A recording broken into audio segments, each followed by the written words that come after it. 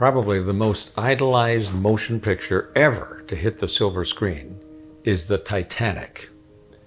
If you go to amusement parks, or Niagara Falls, or Disney World, or some out-of-the-way place anywhere in the civilized world, you'll probably see a replica of the Titanic. It's become entertainment.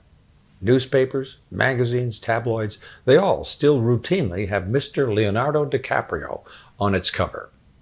Leo's meteoric rise to superstardom aboard the unsinkable hit Titanic. And yet, in this story that we're studying of the rich farmer in the Gospels, young Mr. DiCaprio's recent success gives us quite a bit to think about. Because just like the wealthy man in this Bible parable told by Christ, we have here a young star who quickly, actually instantly moved to the big leagues. He's gone from a $2 million actor to the stratosphere. $20 million is now his minimum asking price per picture. Young Jack Dawson isn't going to have to sail the Atlantic in steerage ever again. He'll be in first class wearing his own tuxedo from now on. Thank you very much. Being the lead star in the most successful motion picture ever will do that for an aspiring actor. Well, there are a couple of important lessons, though, in this story that are themselves titanic in their importance. The people of that great ship of 1912 learned it certainly, and so should Leonardo DiCaprio and his director, James Cameron. And so should you and I. And that's this: there's no sure thing in life if it's created by man. You probably remember the famous line assigned to Titanic: God himself could not sink this ship. But only a fool says what God can or cannot do. Now, it wasn't God who sank the Titanic. But this great ocean liner on its maiden voyage was the closest thing there was to a sure thing. It was so safe they didn't bother with very many lifeboats. Things were so secure that the owners relaxed right up to the very last moment. People wouldn't get into the lifeboats because they thought that the Titanic was a sure thing. But Jesus tells us here in Luke 12 that nothing is sure in this world. A successful farmer had scored his own kind of Hollywood hit. A huge cash crop had come in, and he was rolling in the dough. He couldn't tote his bags of cash to the Bank of Jerusalem fast enough. But he said to himself, wow, this is a sure thing. You have plenty of good things laid up for many years. Take life easy, eat, drink, and be merry. But then as Christ relates this story to his many listeners, he added this warning about sure things. But God said to him, you fool, this very night your life will be demanded from you. Then who will get what you have prepared for yourself? There was an excellent article in Newsweek magazine featuring some of the ever younger talent in Hollywood today. It was entitled Moving in the Fast Lane, and described some of the kids who are now big players, writing, producing, directing. All it takes is one good day in LA to change your life, said a young man, Matt Antrim, age 28, who moved from Kansas City to Los Angeles and landed a lucrative job with E! Entertainment Television in just 12 days. A fresh-faced kid named Mike Horowitz, just 23 years old, was all of a sudden the director of acquisitions for the Sundance Channel. He's got all the clout in the world and confesses how insane it is that he's got so much power. And then he adds, all my friends, whether they're in the business, that's show business, or waiting tables or just hanging out, all believe that they are a day away from being millionaires. Well, that's all very heady stuff. But then I flipped over exactly one page, and here was a follow-up article in the same magazine with this chilling title. So, you want to be a star? And it had this plummeting down-to-earth sidebar title. Yes, you could be next week's hot new actor, but look out, your career might be over before you can fill your swimming pool.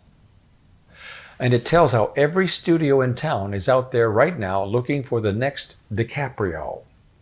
And one actress admitted, and I'm quoting, "If a star fades, it's like, okay, next." Especially the pretty young female stars in town know that when they hit the dreaded 40th birthday, it's over for them. Careers can plummet and flame out like the candles on a cake.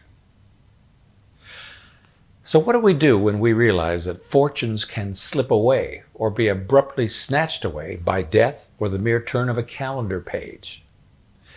As Jesus himself asks, then who will get what you have prepared for yourself? It's a sobering parallel that in this story of Titanic, this terrible night to remember, some 1,500 people basically came to realize that they were going to die that night. A few had false hopes, to be sure, but the sober among them knew that with the 29-degree water, in that water and with the nearest boat so many miles away, they were minutes away from eternity. And just as when God said to the rich man in the parable, "This night your life will be required of you," that realization so abruptly changes every value system. What things are important then? What items do you put in your pockets as you go up on deck, and what do you leave behind in your stateroom? There are Bible verses which speak directly to this issue of values.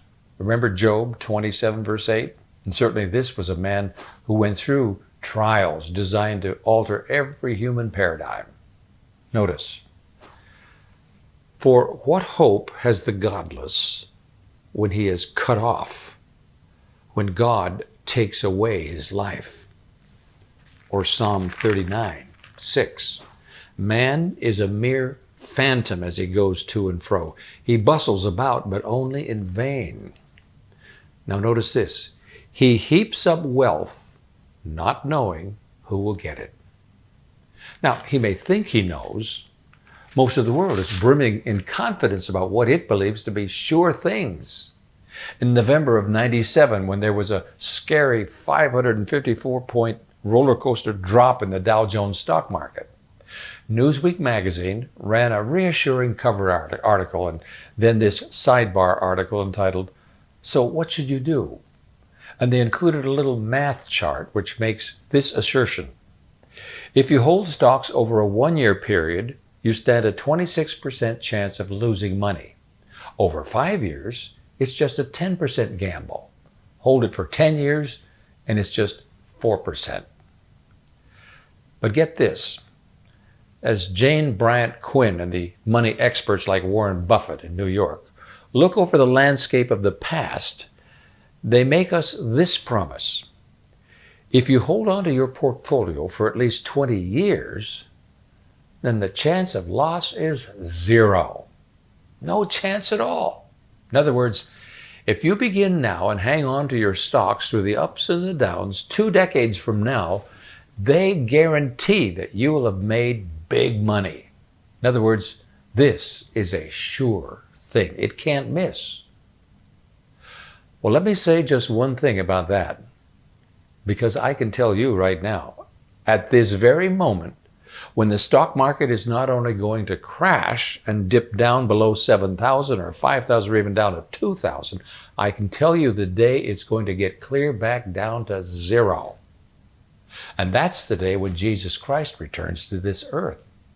Your portfolio and mine and the entire Dow Jones system, the Nikkei, the Hang Seng Index, and all the rest are going to be completely flattened down to 0. Friend, the kingdom of God is the only sure thing you and I can hold on to as we look out at the world around us. Empires look so permanent until an earthquake hits. Fortunes appear to be invincible until an unexpected bear market melts away all the money. Someone looks like they just can't be stopped. They've got all the financial momentum in the world until a shadow shows up on their x-ray.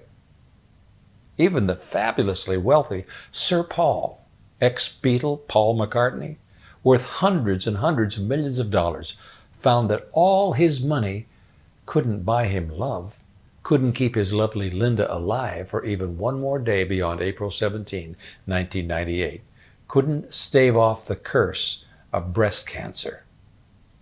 Friend, nothing is certain in this world except Jesus. I imagine that passenger Major Arthur Peuchen on the Titanic thought that the tin box in his stateroom, C-104, was a sure thing on that cold Sunday night. In it, he had $200,000 in bonds and another $100,000 in preferred stocks. John Jacob Astor was a respected multimillionaire with a portfolio nobody could touch. Benjamin Guggenheim, the tuxedo-clad tycoon, also with a fortune that couldn't be dented by a $4,350 ticket for a deluxe first-class suite.